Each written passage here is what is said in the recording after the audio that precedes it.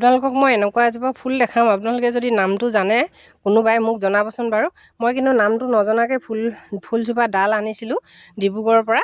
আৰু এইফালেদি এইবোৰ কলিয়াইছে, দেখিছেনে বাৰু? এইটো কলিয়াইছে, ইয়াত কলিয়াইছে, এইবোৰ কলিয়াইছে। আৰু এইজোপা যিমান দলিব সিমান বেছি ফুল ফুলে আৰু কলিয়াই।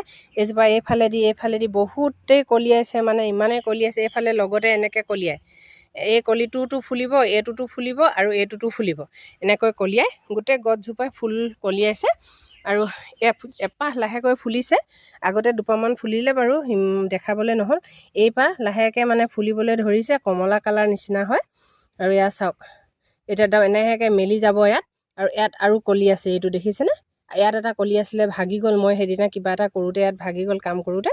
ইয়াত দেখিছেনে বাৰু? আপোনালোকে কোনে জানে এই ফুল গছজোপাৰ নামটো ক'বচোন বাৰু, জনাব মোক। মই নাজানো, কিন্তু আনৰ ঘৰত দেখি কেনেহে মই এই ফুলৰ ডাল এটা আনি ৰুই লৈছিলোঁহি। ইমানেই ধুনীয়া লাগে নহয় ফুলি।